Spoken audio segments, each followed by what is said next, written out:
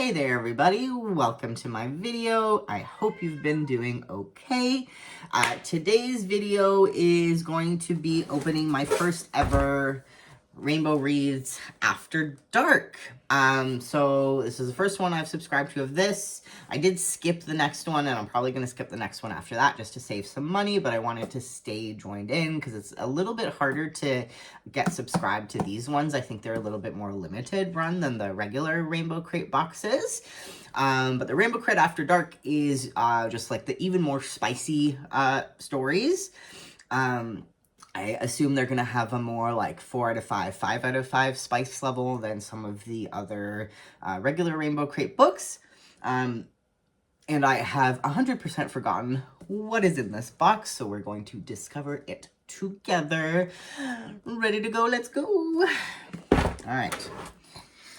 Let's open her up here and see what we got inside.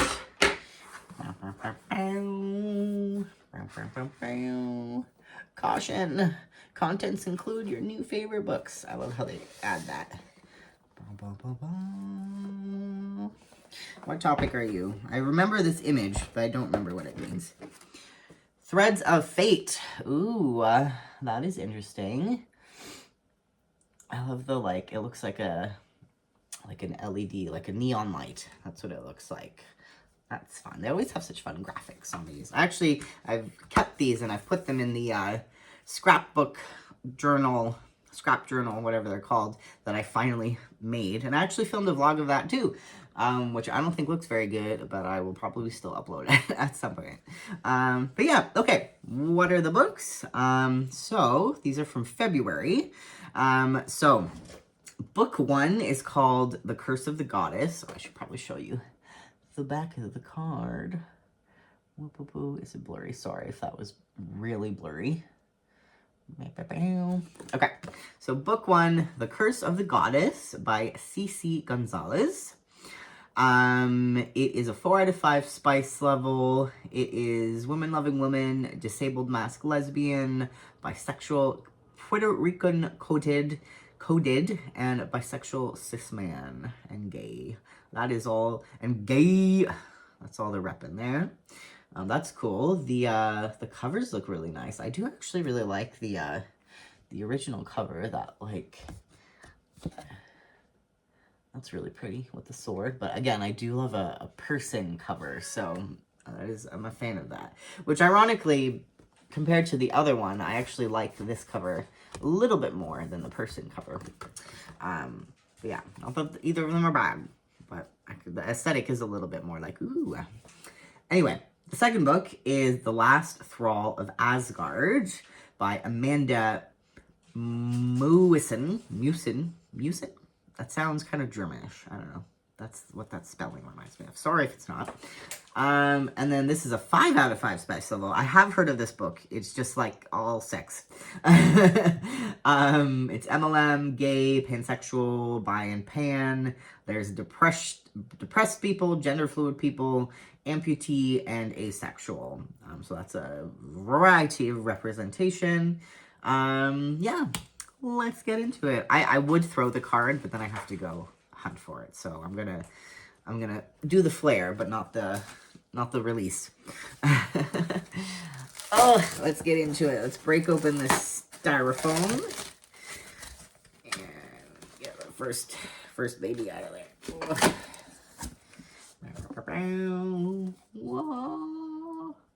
That's pretty. This is a pretty, like, hefty book. It's pretty thick. And the second one, Mr. Asgard. It's a little bit of a thinner guy. That's that one. That's really pretty. I like that cover a lot. A lot. I like it a lot. If you know that reference, if I did it well enough, congratulations. Alright, let's take a peek here under the hood. Oh, I don't want to ruin this book. Oh, so they should, you know what they should have is one of those like pull tabs. Like, oh, see, I just fucked it up. They should have one of those pull tabs like Gum has or whatever, you know? That way it's a little bit easier to take it apart.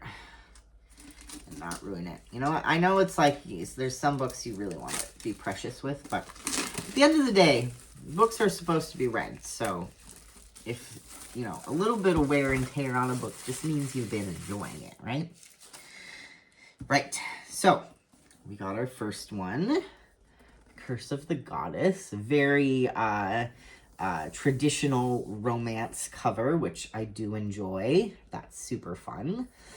Ooh, the edges are really... Oh, there's a sword. I love a sword. It's a sword. And then some roses and rings. Pretty, pretty. That's the back. It's very like a sunset. A beautiful sunset. All right, so it says, the eyes are the windows to the soul. The oracle foretold that Princess Valda Aether of the Sky Kingdom would discover her mate on her 25th birthday. They would lock eyes and find each other, as has happened since the dawn of time. Valda desperately wanted to believe the oracle, but her hopes of finding her soulmate were shattered when she inexplicably lost her vision during her birthday celebration. Needing time to heal and adapt to her new reality, she was assigned an assistant, a young woman named Maris Era, who set her body and mind ablaze. Maris just wanted to navigate life as quietly as possible. After her home in the Sea Kingdom was destroyed, she was adopted as a baby by a Skylian soldier and his wife. Maris was kept hidden for most of her life until tragedy struck. Alone and struggling to survive in a kingdom where Celians are unwelcome, Maris found herself working in Oberon Castle, face to face with the man she believes is responsible for her suffering, while also caring for the next queen of the Sky Kingdom. Despite her reluctance to accept a mate, Maris could not resist her attraction to Valda and the need to be with her at all times. Yet she must uncover the truth about who was behind her family's demise. But how can she do so when Valda consumes her every breath? Wow, so it's kind of like a fated mates, I guess, trope. Interesting. Yeah, so this one also, the inside doesn't have one of those recipe things, but it has some of the stuff that's also on the card. And then, ooh, this is very pretty. Oh, can I get this out? So this is the inside. That is very pretty colors, like the dark colors. Oh, I just looked at the back cover. Oh my god. We'll look at that together after we... Oh. Hello. A little spicy. Oh, that's a little racy, a little sexy. Wow. Yeah. I like a beefy lady. I like a beefy, strong muscle mommy. So this is pretty sexy to me. And then, oh my gosh, look at... Oh, that is so pretty. Oh my god. That is gorgeous. That is absolutely gorgeous. I love a shimmery, shiny situation. Oh lord, look at that. Look at that. Wow. That's so pretty. Oh my god. See, this is the thing, is usually, and I probably said this already, but the dust jacket is always so gorgeous, right? And then you take it off because you don't want to ruin it while you're reading it, and then the inside is always so boring. And then when they're not boring, it's just like, it's always such a treat. In my opinion, anyway. Okay, so let's read about the author. So, Cece Gonzalez is an avid reader of sapphic and monster romance. Nice. Like any bisexual disaster, same, she shares her home on the beautiful island of Puerto Rico with her 2 cats and her golden retriever husband. I also have those 2 things. We're not husbands officially yet, but he's my husband. And we have 2 cats. So, same seas, girl. When she's not crafting her next romance novel, you can find her indulging in her hobbies.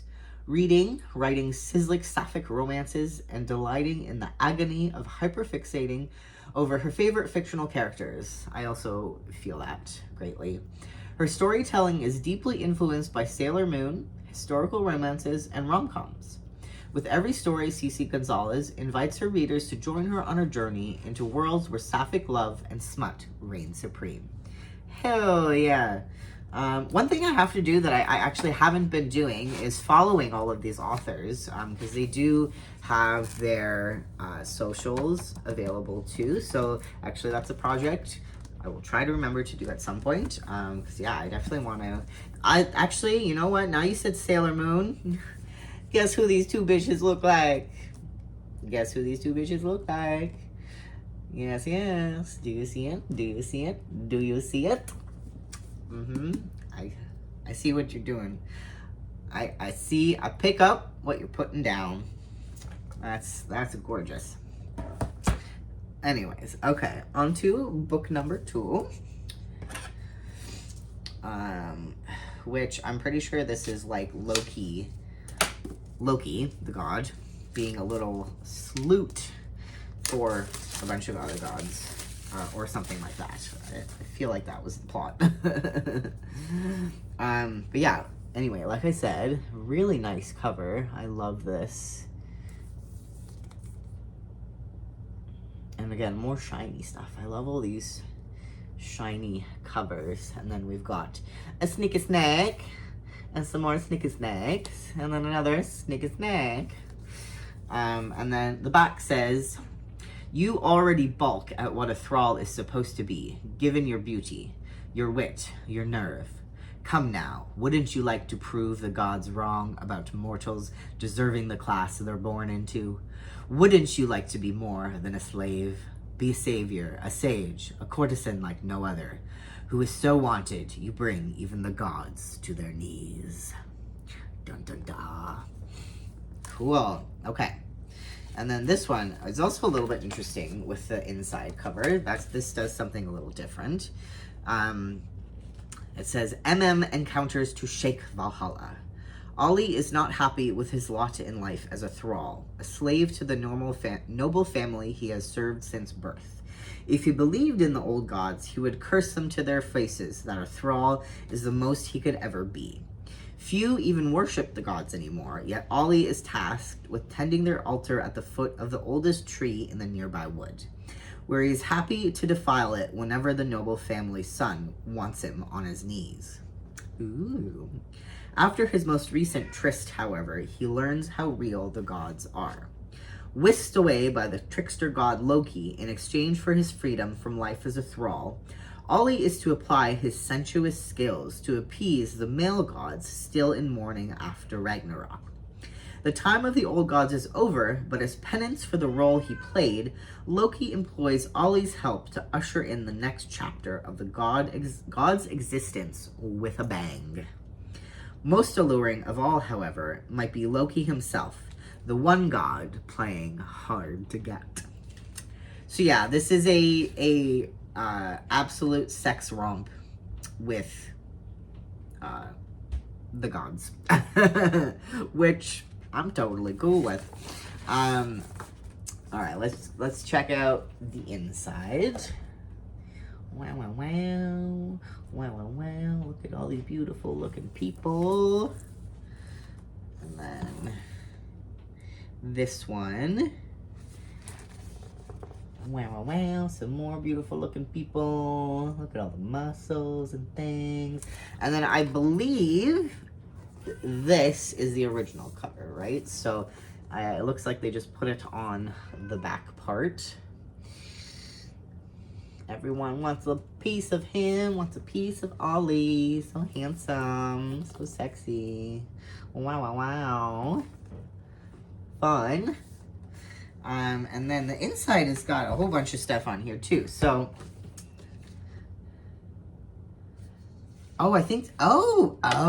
this is a double-sided. We got a double-sided cover. So you can choose to either have this one or this one. Well, that's super cool. I totally missed that part. That's so neat. So yeah, if you want a really racy cover, then you can put that bad boy on there. That's fun. That's so cool. That is like S tier working hard to make a special edition, for sure. That's so much fun. Cool. Neat. Sorry. My nose gets like so dry in the winter. But I actually just smelled the book. That's what I should start doing, is smelling the cracks. It smells so good. I love a book crack. Delightful. Okay, Amanda Mewison is a queer author with a primary focus on or gay fiction and romance, dabbling in every subgenre. She is a board member for Big World Network, a nonprofit publisher working towards education and growth opportunities for aspiring authors in underrepresented, economically disadvantaged, and rural communities. That's cool. I feel like I want to check that out. As the author of LGBTQ+ fantasy, #1 bestseller, Coming Up for Air, LGBTQ+ horror #1 bestseller, and #1 new release, A Delicious Descent, and #1 new release in fantasy and erotica gay fiction, Lost Courtesan of Olympus, Amanda's extensive library of titles continues to grow. Hell yeah, get it? Yeah, that's a dream. Go get your writer bag. Her organization of the massive 22 author series collaboration, Tales from the Tarot, raised $2,000 in donations for SAGE, a charity dedicated to advocacy and services for LGBTQ+ elders, and her contributing title to the series, Cleric of Desire, continues to be an inspiration to readers as it delves into demigender identity. She lives in Minnesota with her husband, John, and of course, their 2 cats. I added the of course, because of course. That's really cool. I admire this author. That's doing like a lot of really good work for the community. That's so cool. I love learning about that kind of stuff too, about what authors are doing. But yeah, there we go. That is the 2 Rad After Dark picks for February that they gave us. Again, 2 very interesting books, and we'll read them when we read them, but I am confident I will enjoy both of these. Thanks for watching. We'll see you in the next one. We'll keep this one short and sweet. Take care of yourselves. Bye.